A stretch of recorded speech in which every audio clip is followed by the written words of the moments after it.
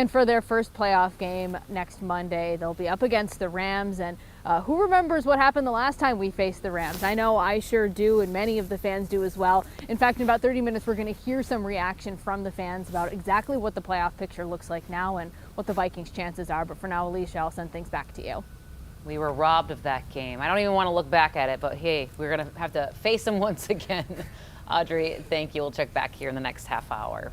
Let's take a look at the playoff picture for us here. The Packers finished as the final wild card seed after a surprising loss to the Bears.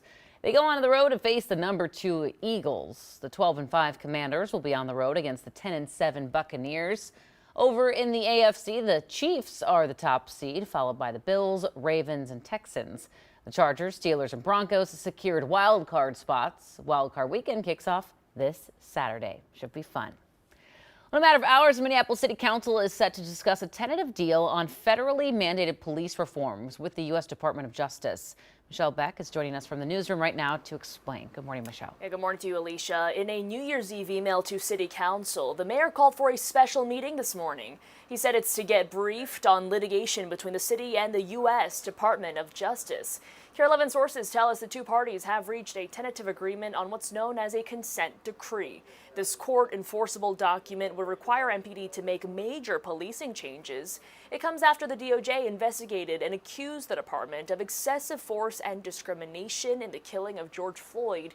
If the consent decree is approved, MPD would have federal oversight. That's on top of a settlement with the state already in place. Now, the clock has been ticking on this deal as a new administration gets ready to take over the White House. In the next half hour, I'll go over what's at stake with a soon-to-be Trump DOJ. Alicia. All right, Michelle, thanks for that. 6:06 is a time check for you this morning. Here's a live picture out of Washington, D.C., where in just a few hours, lawmakers will meet to certify the 2024 election results. It comes 4 years to the day of the January 6th attack on the Capitol.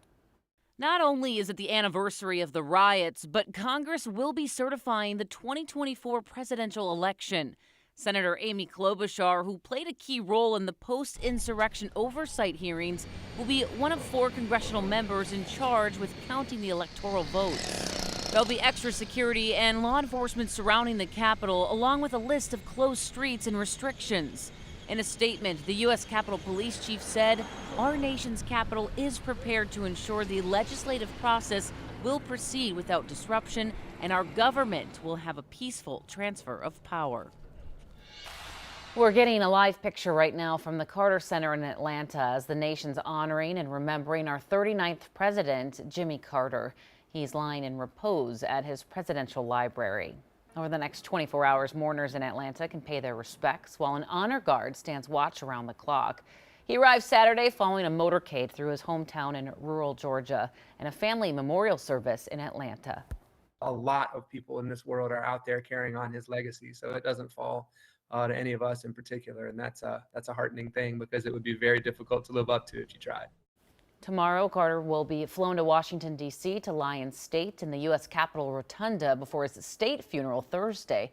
President Carter will then be buried in Georgia next to his late wife, Rosalind.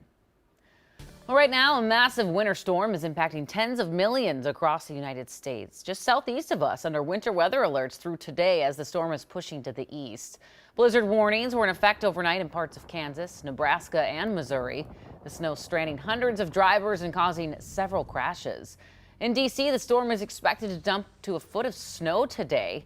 Most non-emergency federal workers have been told to stay home.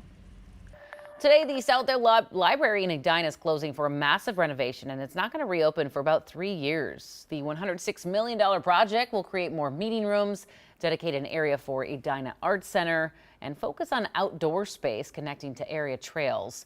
Demolition and construction is expected to start in the next few months.